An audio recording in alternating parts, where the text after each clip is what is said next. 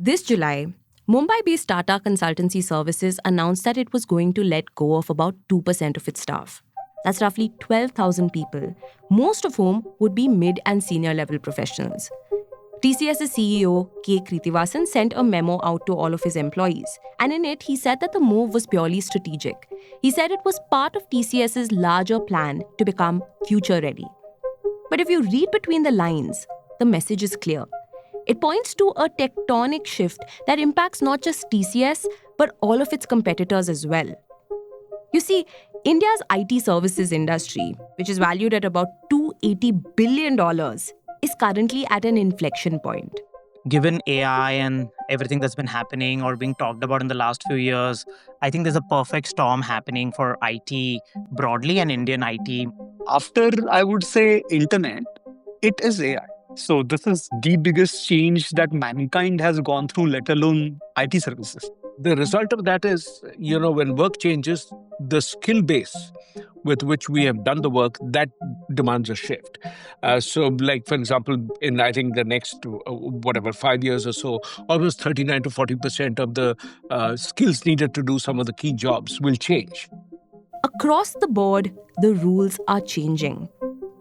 2 weeks ago, I put out a survey for IT professionals across roles, functions, and levels of experience. And over 100 of you wrote back to me. You told me about shifting expectations at work, about fearing redundancy, or worse, layoffs. Your responses made one thing clear. There's confusion, there's anxiety, and there's also some curiosity about what comes next. And that anxiety, it isn't unfounded. The IT services industry is experiencing a reckoning like never before. More than half of you who took our survey said there have been layoffs at your company. The age-old pyramid model of hiring armies of fresh engineers stacked with layers of managers on top is currently being questioned. Client budgets are moving differently. There are new competitors closing in. And for millions of IT employees, the big question is, what happens to my job in this new era? To find out, I spoke to founders building new kinds of IT services firms, industry veterans who have witnessed previous waves of disruptions, analysts who track global client demand, and leaders who know how companies and employees will have to reskill. So let's get right into it.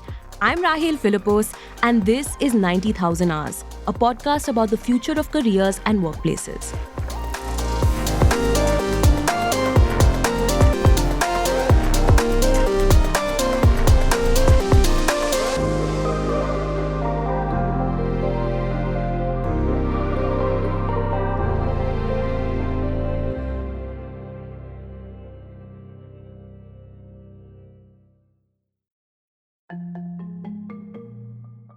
Meet Aakash Dharmadhikari. He's the co-founder of Realfast, a company that builds AI agents on Salesforce with the goal of helping businesses cut costs, speed up delivery, and see results from their AI investments. My own background and Sidhu, my co-founders at the time, um, we both come from IT services backgrounds, right? So my first job was Infosys, his first job was ThoughtWorks. And of course, it's a bit of a love-hate relationship as everybody has with their own profession that way. So it was a very interesting opportunity to ask the question of what would an AI-first IT services company would look like? And I think that's the question that we are trying to answer through Realfast. Now, IT services firms have recognized that the real opportunity isn't just in building AI tools, but in making them useful for large companies. The incumbents are still figuring out how to seize that moment, but Realfast has been built around that opportunity from day one. Aakash and his co-founders launched the company right as ChatGPT was taking off. And that moment fundamentally shaped how they thought about their new venture.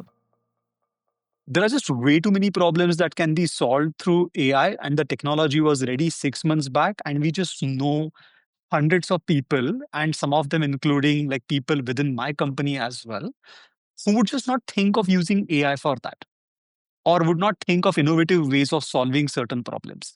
So I think the idea of AI first is something that we are calling out today. But here's the thing. Being AI first isn't really a selling point for clients. Aakash says it matters much more inside Realfast, in how his team approaches problems. The customers ultimately just care about accountability. And are you the expert at solving my problem? Are you solving it in a competitive manner or not? This is the only thing that they care about and they should care about. A customer should not care that I'm AI first. But yes, I need to be far more competitive in the market because I'm AI first. Okay, so what does that really look like in action, right? Like, how do you ensure that that happens every day? I think the first part is at every step of the solution, whether it is from requirements gathering to the QA space, right? Just roughly taking. So we specialize in Salesforce implementations. Uh, and if you look at where the time goes, you have all the way from pre-sales to sales activities to doing estimations for a particular project, then coming up with the stories for the delivery. There are project management that happens, demos that happen on a weekly basis.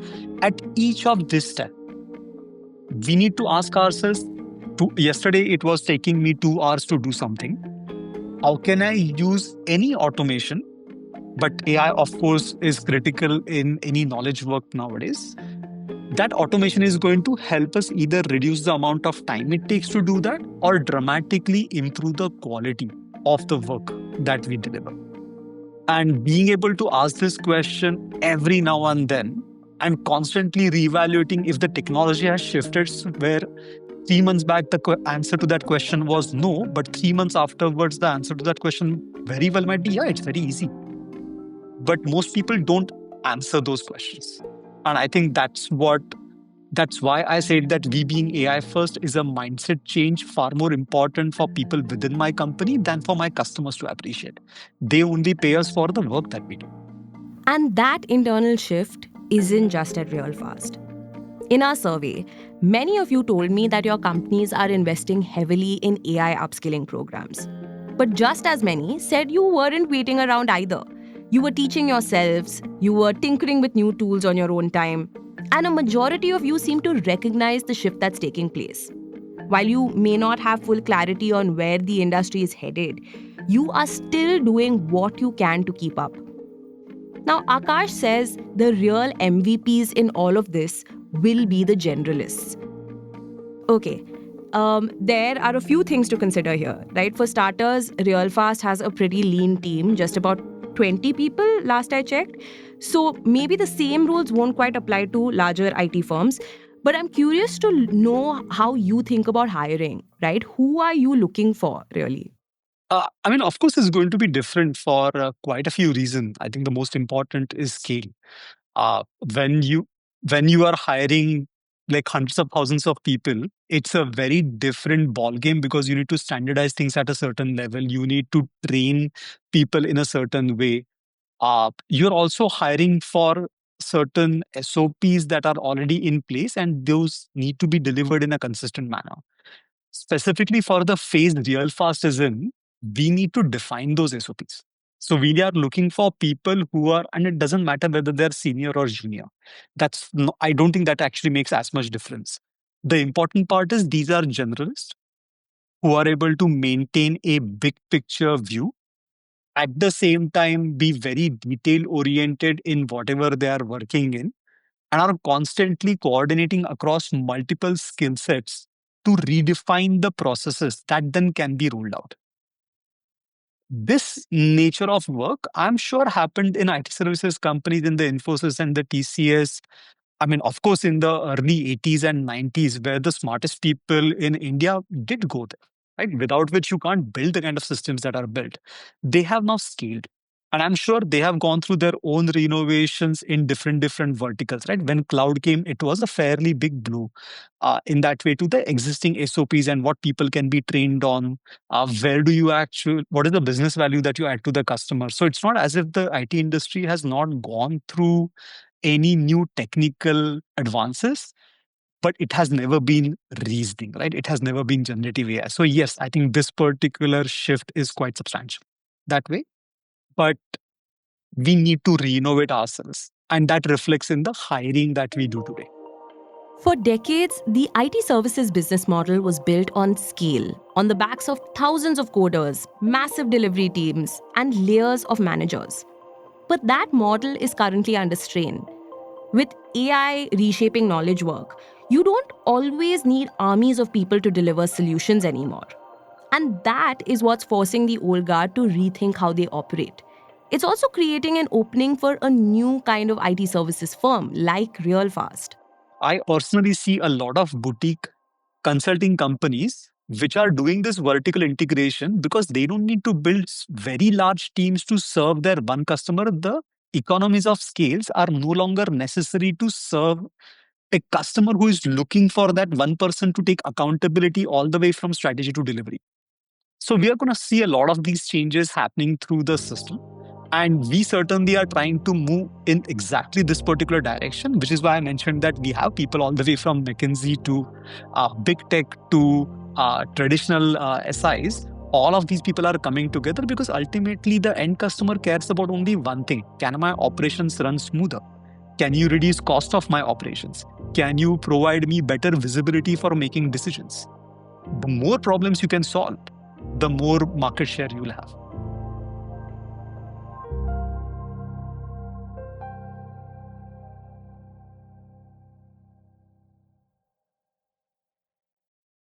To understand where Indian IT is today, it helps to look back at where it all started. We have to trace back the historical evolution of the IT industry. I think it really came from what I would call a technology issue which had to be resolved, which means go back to the year 2000 when 100% of enterprise applications were running on mainframe. And because the year was a two-digit code, 2000 was coded as 00, so applications will start failing. So you needed to change that from a two-digit to a four-digit field, and that necessarily gave the momentum to the IT services industry. That's Krishnakumar Natarajan, or KK as he's better known. Today he runs Mela Ventures, a venture capital firm. But back in 1999, he co-founded Mindtree. This was a boutique IT services company that very quickly earned a reputation for tech innovation. 2 decades later, it would become the subject of India's first hostile takeover in tech when construction major Larsen & Toubro acquired Mindtree in 2019. In his 40-plus years in the industry, KK has seen Indian IT go through several upheavals, from Y2K to the dot-com bust to the rise of digital and cloud. He says the current moment with AI isn't the first time that the industry has had to reinvent itself. What I would believe is, I think the IT services industry has seen 4 or 5 cycles of technology transitions.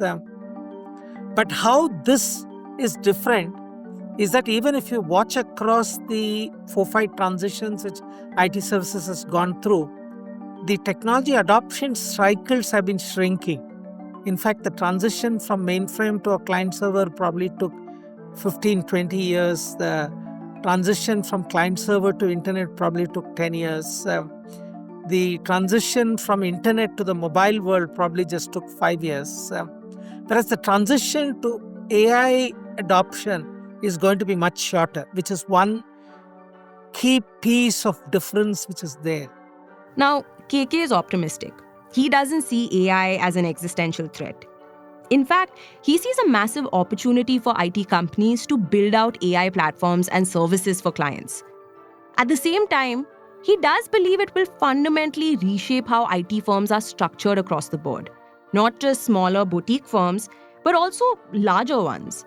Because if I look at the traditional way of delivering to customers, I had to maintain, I'm just taking an SAP implementation. So there's a set of process. I used to have a team which was very what I call pyramid sort of focused, with a lot of people who are less than a year's experience at the bottom. Then there's a project manager. Then there's somebody managing it.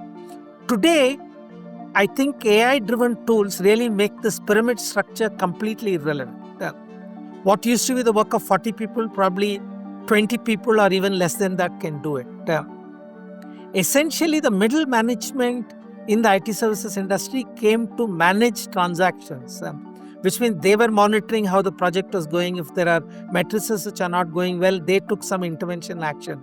Today, a lot of that is driven by AI tools, which is why while people make a lot of noise about TCS sort of making 12,000 people redundant, I think what people missed in small print is that it's middle and senior level managers. So it is that it is fundamentally going to change the pyramid model of IT services. Organizations are going to get much more flatter because they're going to start using AI-driven development and developer tools to drive far more productivity than what they would have imagined. Organizations aren't just going to get flatter, they'll probably also get leaner. Now, from what I hear, outsourcers probably won't need as many people as they did in the past. They won't be committing the same headcount to the same jobs that they've been doing for years. And turns out, on the ground, employees are starting to feel that squeeze. Like I mentioned a little while ago, more than half of the IT professionals who took our survey said that they've witnessed layoffs at their company in the past year. Even more said that they are worried about their own jobs in the year ahead. Earlier, the headcount increase used to be almost an indicator or a marker for potential revenue growth also. That picture is going to change. So at the bottom level, there will be lesser number of people who will get inducted. They need to come in with new skills. I don't know whether the current educational system gives them all the skills, but I think IT services companies, including the industry association, NASSCOM, they're building in platforms to upskill people. So I think that is pretty much in place. But whether that 140,000 will become maybe 60,000 or half, I think that is the reality at the entry level. Clearly, at the next level, people need to completely reskill themselves. If they are not aware, they are not comfortable with the new set of tools, and they are not able to add value, then I don't think they have a place. But the problem is, I think the rapid growth of the IT services industry in early 2000s and that decade really, in a way, converted a lot of these middle managers to people managers. They weren't really, I would say, completely or in touch with technology, how to learn it. So it's a little bit of a tough ask for them. But people have to do it. Otherwise, I don't think they have a play here. Now, yes, firms are rethinking how they're structured. They're also dealing with an external reality. You see, demand itself is stalling. In fact, growth across the sector has been stuck in the low single digits for the past 2 years. Sure, AI has become this catch-all phrase to explain everything that's right or wrong across industries, but there are more factors at play here, like economic instability, intensifying competition from global capability centers, clients holding back budgets. The list goes on. Just take TCS, for instance. Its consolidated revenue climbed just 1.3% year-on-year in the most recent quarter, which is well below analyst forecasts. That's despite signing several AI deals. Infosys and Wipro fared better with a handful of multi-billion-dollar projects. HCL Tech, meanwhile, was somewhere in the middle. Now, part of the slowdown also comes down to geopolitics. Industry leaders had expected a Trump bump, with tax cuts and lighter regulations spurring corporate spending. Instead, a tariff war started and then dragged on, which in the process delayed business decisions and investment. And that has left even long-standing clients reluctant to spend. Nitish Mittal, a partner at Everest Group who tracks global IT services demand, calls it the perfect storm for the IT industry. So where does that leave big IT firms? They're still signing deals, they're still winning billion-dollar projects, but the way they deliver is changing. And with that, the expectations of employees are changing too. In fact, most of the people who took our survey said their KPIs had shifted in just the last 12 months. No surprise for what's driving it, of course, AI. But across roles, from engineers, UX designers to consultants, analysts, it is now mandatory to use AI in your work. The demand is clear. Faster output, fewer errors, and above all, speed. Time has become the ultimate KPI. KK told me that also fundamentally changes what upskilling looks like inside IT firms. It's no longer enough to train thousands of employees on the next hot programming language. The kind of learning employees need now is harder. It's more contextual and much more hands-on. So some of this, to be honest, is new for IT services companies. We are used to training 100,000 people on Python, but I don't think we know how to train people on how to convert, I would say, a very dispersed, diverse set of data into high quality data. So the markers and the outcomes of upskilling need to be very different. The approach needs to be very different. I personally feel it needs to be a very experiential sort of approach, where for each domain, IT services companies puts people to really build models, build solutions which will address a specific business problem and use that as a way to upskill people. There's another big shift underway. It's no longer just about what employees are being trained on, but more so about what they are being held accountable for. More and more, work inside IT services is moving away from hours clocked or tasks completed and more towards outcomes delivered. Accountability is becoming central. And that shift to outcome based work doesn't just change how companies measure performance, it also changes how employees think about their own careers. Increasingly, accountability and autonomy go hand in hand. And that's why Abhijit Bhaduri, a talent development executive, believes many top professionals are going to start rethinking their careers completely. Bhaduri previously served as the director of HR at Microsoft and the chief learning officer at Wipro. He says it isn't just going to be about moving from one competing IT firm to the next. You will see that organizations historically have lost their talent to other competitors. So you find that in the same industry, you work with different kinds of competitors. But now you are actually going to see a trend where organizations are going to lose bulk of their top talent to gig work, white-collar gig work. Because today, increasingly, the people who are making good money in that, and I'm forgetting the number, but I think there is about 4 million people in US alone who are doing more than 100,000 salaries on doing gig work. And therefore, the advantage is that they have control over their time. So autonomy is important. Motivation is very high because, you work to upgrade yourself by yourself. Nobody has to force you to go for a upskilling program, etc. And why you're working, your purpose is very clear. These three things lead to intrinsic motivation, whereas organizations have to rely on extrinsic motivation.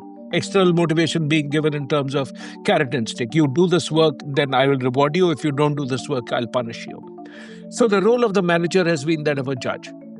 Now, in this new model, you will see that the role of the manager is to be actually like a coach and help me build my performance output. So, whether it's flatter structures, new performance goals, or talent drifting towards gig work, the old model of IT services is undergoing some massive shifts. But it isn't just internal dynamics that the sector has to worry about. There's also a new kind of competitor emerging, one that is quietly drawing away both clients and talent from the traditional IT majors.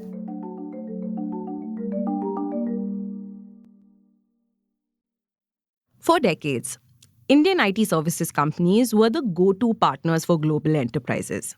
If you needed large-scale digital transformation, you outsourced it to Infosys, TCS, or Wipro. But increasingly, multinationals are starting to ask, why outsource at all? Why not just build the capability ourselves? That question has fueled the rise of global capability centers or GCCs.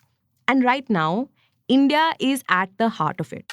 It's a strategic delivery model, typically, where a company sets up an office or a delivery center in a talent-rich location to access specific capabilities, expertise, or capacity.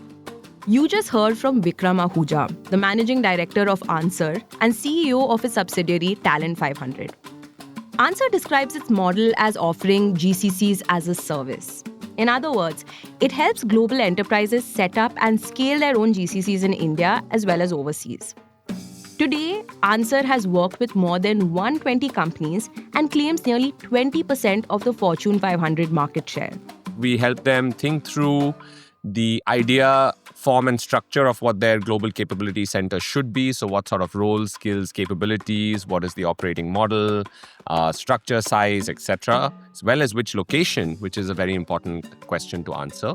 So that's a consulting and research practice that we have. Second is we do everything around talent and workforce. So we help companies, hire the best in the market. And that's really what a GCC is about. It's about talent. So this is perhaps one of the most critical aspects of value that we provide to our customers. Third is we do infrastructure, real estate, and workspace. So we help companies, build and manage purpose-built, beautifully designed office spaces. And we do everything in between. So we call it coffee to cloud. In the last few years, something has shifted.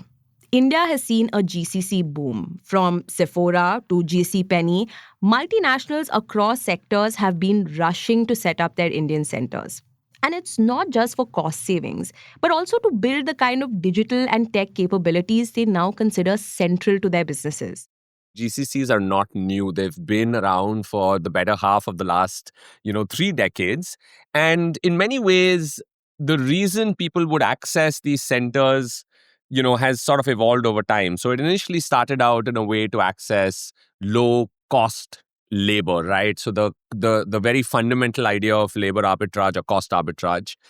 From there, it evolved more into building out, capabilities because there was access to talent that you couldn't find anywhere else, to a point where today, these centers deliver a lot of critical value back to organizations. So I think a couple of things have changed along the way that have helped GCCs become more and more mainstream. The first and foremost aspect is that today every company is a technology company, right? Whether you are a food FMCG company, if you're a retailer or a bank, you're fundamentally building a technology company. The second thing that's, I think, enabled or accelerated GCCs is, in many ways, the pandemic sort of showed us that you don't need to be in an office that is the same zip code even. I mean, you could work remotely and life would go on. And so a lot of skeptics have sort of come over to the other side after the pandemic to realize that, this distributed model could actually work. And I think that has enabled things a lot. And then, of course, thirdly, if you look at how more recent shifts in technology or adoption of new technology has happened, it's been very, very rapid. So, I mean, if you take the example of AI right now, just within the last 12 months alone, we have changed so dramatically in terms of how we view and use AI. And so for many organizations today, the fact that technology is changing so rapidly and it's going to impact their businesses means they need to access that talent and make that change happen faster than ever before. And GCCs again provide, both the talent as well as the framework to do that. So here is the reality check. While Indian IT services firms are still growing, the pace has slowed. By contrast, GCCs in India have been expanding at breakneck speed. According to industry estimates, India is now home to over 1,600 GCCs. It employs nearly 2 million people and it adds billions in value every year. And they've been able to attract some of the best talent. In the process, they've diverted engineers, designers, and even managers away from traditional IT firms with better pay and better perks. It's no surprise then that many industry watchers frame GCCs as a direct threat to IT services. Their argument is that they're taking on work that would have otherwise been outsourced. Vikram, however, doesn't quite see it as a zero-sum game. That's been a hotly debated topic of conversation. In many ways, I think the industry has been misrepresented. I don't think GCCs compete with IT services. Sure, there is work that IT services companies used to do that is now being done by GCCs. But again, the rationale for it is because as the nature of organizations change, it's very natural that companies are going to bring in-house work that is critical and core. We call this best sourcing. One of the critical responsibilities that we take at ANSR is this whole notion of orchestrating work. And we believe that work gets done by 3 entities, right? Your employees, your outsourcing or consulting partners, and then in a very near future, if not already, agents, AI agents or digital agents, autonomous sort of entities that can function independently or with a human in loop. Vikram told me that the lines between GCCs and IT services are becoming increasingly clear. GCCs tend to keep work that's critical and core to the business, things like product development, analytics, data, or even AI. But when it comes to large-scale transformation projects, or when companies need flexibility to scale teams up and down, that is where IT services firms are still the go-to partners. So maybe it isn't about one model replacing the other, but instead about figuring out what work belongs where. And AI is beginning to blur the lines between both. For the industry's workforce, though, that rebalancing is showing up in far more personal ways. In our survey, like I mentioned before, many of you told me that your roles are shifting, the KPIs are changing, and in some cases, entire functions are being absorbed into flatter structures. Some of you see that as a threat, others see it as an opportunity. And maybe that is the real story. Indian IT isn't disappearing, it's reorganizing around outcomes, around new delivery models, and around new competition for talent. For millions of professionals, the challenge now is how quickly you can adapt to a future that's going to look very different from the past.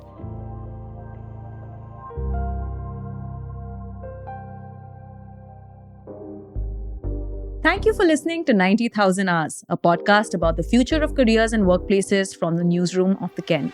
This episode was edited and mixed by my wonderful colleague Rajiv CN. It was hosted and produced by me, Rahel. See you next time.